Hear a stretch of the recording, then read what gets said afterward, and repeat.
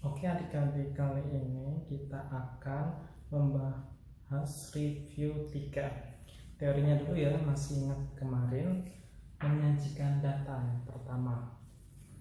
Oke, di sini ada data tunggal. Mari kita tulis dalam bentuk tabel. Oke, di sini 3-nya ada 3, 4-nya ada 2, 5-nya ada 4, 6-nya ada 3.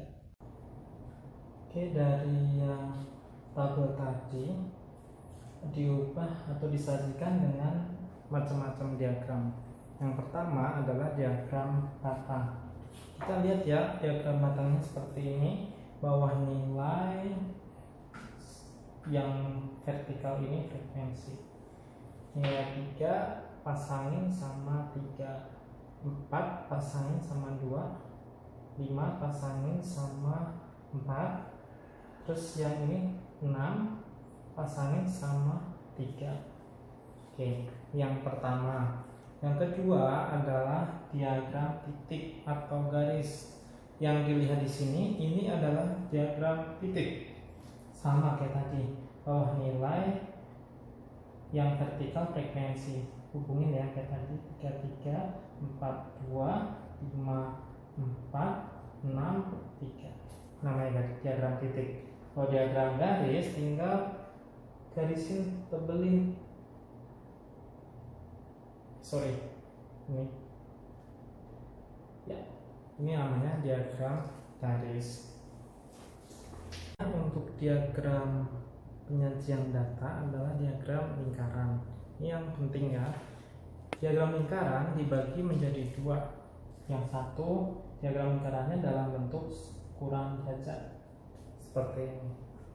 Langkah pertama kita bikin masing-masing ya, derajatnya berapa, kita coret-coret aja. Bagi 12 1, bagi 12 30. Oke, berarti ini 3 kali 30 90 derajat. Untuk yang berikutnya sama kayak gitu terus. Ini 30, berarti ini 60 derajat. Ini coret dibagi ini 30 kali ini 120 derajat. Untuk yang nilai 6 coret 30 kali 30 90. Pakai tadi ya. Ini untuk yang diagram lingkaran dalam bentuk derajat. Kita nggak usah gambar ya, karena bisa sendiri ya pakai kursor derajat. Oke, untuk yang kedua adalah pakai persen. Oke, langkah pertama kita coret-coret dulu, boleh coret-coret 1/4. 1/4 kali 100 itu 25%. Oke, bisa ya. Ini lagi coret-coret 1/6. 100 bagi 6 itu 16,67%. Ini untuk yang nilai 4. Untuk yang nilai 5 ini coret-coret 1/3. 100 dibagi 3 hasilnya 33,33%. Oke, untuk yang ini sama kayak yang atas, langsung aja 25%. Nanti untuk transfer gambarnya kemarin udah diterangin ya, bisa sendiri akan data. Oke, sebelum kita ke contoh, kita sebutin, kita terangin definisi masing-masing dulu. Ada 3 macam yang dibahas. Modus adalah data yang paling sering muncul. Terus yang kedua median adalah nilai tengah dari data yang terurut. Terurut di sini adalah maksudnya diurutin dari yang paling kecil sampai yang paling besar. Dia letaknya di tengah-tengah. Terus yang ketiga adalah mean. Mean adalah rata-rata dari data. Oke, sekarang kita ke contoh. Contohnya data udah ada. Kita disuruh menentukan modus, median, dan mean. Oke, kita jawab modus dulu. 5 muncul 4 kali, 3 muncul sekali, 4 2 kali, 7 sekali, 6 2 kali. Berarti udah jelas yang 5 yang jadi modusnya. Terus berikutnya untuk median. Untuk mencari median, datanya harus diurutin terlebih dahulu. Oke, kalau ngurutin dari yang paling kecil ya, berarti di sini 3. Berikutnya 4. 4-nya ada 2. Terus 5, 5-nya ada 4 juga. Terus baru 6, baru 7. Nah, karena di sini ada 10 macam, dia datanya genap. Kita cek, kita cari tengah-tengahnya. Oke, berarti kita nemu 2 yang ketemu di tengah. Oke, berarti median dua-duanya ditambahin nggak apa-apa, bagi 2. Ini berlaku kalau dia data genap. 10 bagi 2, 5. Tapi kalau dia nanti data ganjil, cuma ada 1 atau tunggal, udah itu mediannya. Terus untuk mean, datanya nggak usah diurutin, nggak apa-apa. Kita tinggal total semua. 5 tambah 5 tambah 4 tambah 3 tambah 4 tambah 7 tambah 6 tambah 6 tambah 5 tambah 5 dibagi 10 semua. Oke, jadi ini 50 totalnya dibagi 10. Oke, jadi rata-ratanya adalah 5. Penyebaran data. Di sini penyebaran data dibagi menjadi 4 yang tertulis di sini. Yang pertama adalah jangkauan. Jangkauan adalah selisih data paling besar dikurangi data paling kecil. Yang kedua, kuartil. Kuartil adalah ukuran yang membagi 4 bagian sama banyak data tersebut. Oke, untuk kuartil ini ada 3 ya macamnya ya. Q1, Q2, Q3. Q1 itu namanya kuartil bawah, Q2 kuartil tengah, terus Q3 adalah kuartil atas. Oke, untuk di sini Q2 sering disebut dengan median karena nyarinya sama kayak median. Oke. Terus yang berikutnya adalah jangkauan interkuartil. Rumusnya Q terbesar kurangi kuartil terkecil. Terus yang berikutnya adalah jangkauan semi interkuartil atau sering disebut dengan simpangan kuartil. Rumusnya ini seperti di atas tapi dibagi 2. Ada kata semi itu setengah. Berarti Q3 kurang Q1 dibagi 2. Sekarang pakai data ini kita cari tahu nilainya semua dari 1 sampai 4. Oke, untuk jangkauan dulu. Berarti jangkauan ini disebut dengan C. Terbesar 7 kurangi terkecil 3. Berarti C sama dengan 4. Oke, kalau ini C nya 4. Terus berikutnya mencari kuartil. Terus kita cari tahu dulu mediannya. Ya, berarti kita urutin tengah. Bentar. Oke, ini tengahnya ini ya. Berarti Q2 5 tambah 5 bagi 2, 10 bagi 2 adalah 5. Terus berikutnya mencari Q1, ini sampai ini dicari tengahnya lagi. Berarti ini adalah Q1. Terus untuk mencari Q3, ini sampai sini cari tengahnya lagi. Berarti ini Q3. Jadi Q1 udah ketemu 4, Q2 5, Q3 5. Terus berikutnya mencari jangkauan interkuartil, tinggal dihitung ya. Berarti ini Q3 5 dikurangi Q1 4. hasilnya 1. Berarti ini 5 kurang 4 dibagi 2, berarti hasilnya setengah. Atau kalau maunya peluang, istilah-istilah penting dalam peluang ada 3 macamnya. Yang pertama adalah percobaan. Percobaan adalah kegiatan yang memunculkan kemungkinan kejadian tertentu. Percobaan bisa macam-macam, bisa percobaan melempar dadu, melempar koin, dan sebagainya. Terus yang kedua adalah ruang sampel. Ruang sampel adalah himpunan semua kejadian yang mungkin terjadi.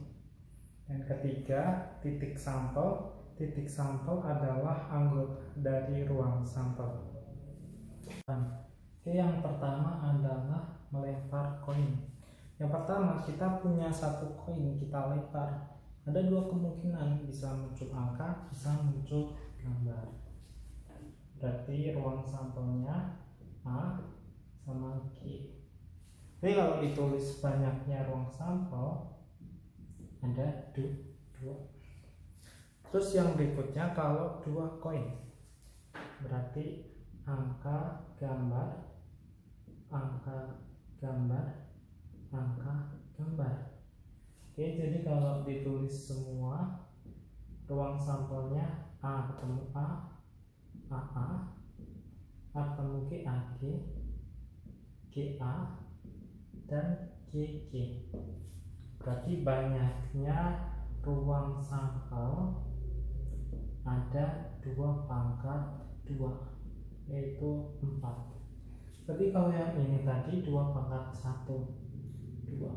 Berarti kalau ada n koin, ruang sampel dari n koin adalah 2 pangkat n. Gitu ya. Saya kasih keterangan ruang sampel n koin. Ini banyaknya ruang sampel 2 koin. Berarti ini n dalam kurung ya, n dalam kurung, karena n itu banyaknya. Terus yang kedua, melempar 1 dadu, kita lempar. Berarti ruang sampelnya 1, 2, 3, 4, 5, 6. Karena kita tahu dadu itu cuma sampai 6 doang ya. Jadi banyaknya ruang sampel untuk ini adalah 6. Tapi kalau dadu, ada 2 dadu dilempar, bikin kotak seperti ini, tulis saja semua 1,1, ini 1,2, dan seterusnya. Ini 1,6, ini 6,1, 6,2, dan seterusnya sampai 6,6. Oke, berarti ini kalau tulis semua kelamaan ya. Berarti banyaknya ruang sampel 6 kali 6 adalah 36. Jadi kalau ini sama aja 6 pangkat 1 karena 1 dadu. Kalau ini 2 dadu sama aja 6 pangkat 2. Berarti kalau dia dicampur, jadian percobaannya digabung, ada dadu sendiri sama koin sendiri, terus dicampur jadi 1, banyaknya ruang sampelnya. Kita lihat dadu, mukanya 6, pangkatin n karena banyak dadunya n. Terus dan dikali koin, koin mukanya 2, pangkatin n. Oke, aturannya kita lihat tanpa joker kartu remi itu 52. Jadi kita bisa ngelompokin masing-masing ini. Kartu merah setengahnya sendiri karena setengah merah setengah hitam, dibagi 2, 26. Jadi yang hitam tahu ya, berarti 26 juga. As, semua variannya terdiri 4 varian. Ada yang ati, diamond, skop, sama keriting. Setiap varian punya 1 kartu as, tapi di sini ada 4. Kartu angka dimulai dari 2 sampai 10, berarti 9. 9 kali 4 varian, berarti ada 36. Kartu keriting itu varian keriting tinggal 52 dibagi 4, jadi dapatnya 13.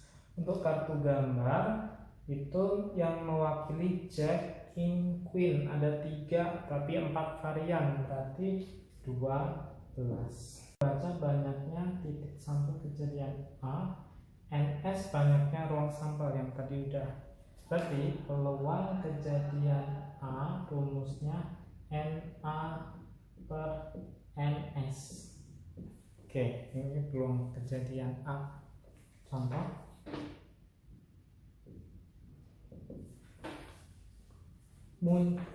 peluang muncul angka genap dalam pelebaran 1 kali dadu.